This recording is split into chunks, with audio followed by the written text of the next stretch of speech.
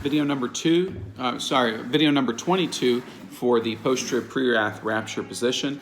And I want to clarify again and show that the wrath of God has nothing to do with the tribulations. And I feel like I'm beating a dead horse, but it's necessary to do this because so many people think the entire 7 years is the tribulation, and that all those trumpets and vials and all the locusts and the hail and fire and the meteors and the sea turning to blood and all that thing is happening while we're here, and it is not. We are not here for any of that. We are only here for the devil's tribulation when he is martyring the saints. We're here for some famines, pestilences, earthquakes, and wars and rumors of wars and the Antichrist killing people. But we are not here for any of God's wrath.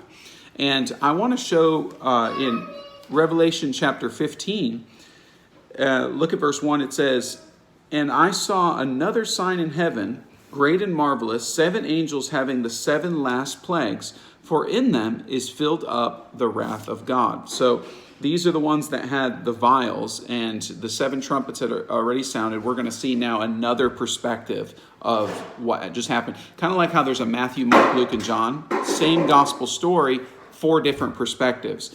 The trumpets are one perspective of God's wrath. The vials are another perspective, and we know that because the same, for instance, the vial number 6 is poured out on the Euphrates. The Euphrates River dries up. Trumpet number 6 is the angels that were in the Euphrates are loosed along with their armies.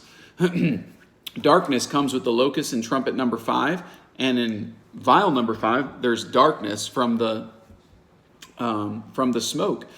The sun, moon, and stars are smitten in trumpet number 4, and in vial number 4, it's poured on the sun and it scorches men. So they just coincide. It's 2 perspectives of the same thing.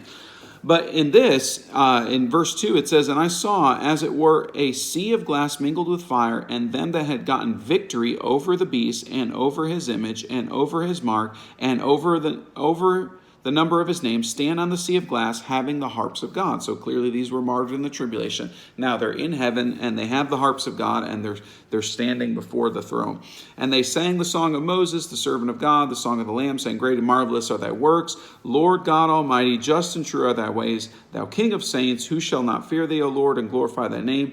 For thou only art holy, for all nations shall come and worship before thee, for thy judgments are made manifest." And it says, "And after this I looked, and behold, the temple of the testimony of heaven was open, and the 7 angels came out of the temple, having the 7 plagues, clothed in pure and white linen, and having their breasts girded with golden girdles.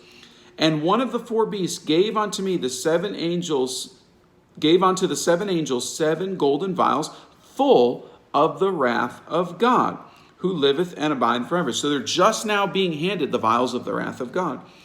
"And the temple was filled with smoke from the glory of God and from his power, and no man was able to enter into the temple till the 7 plagues of the 7 angels were fulfilled."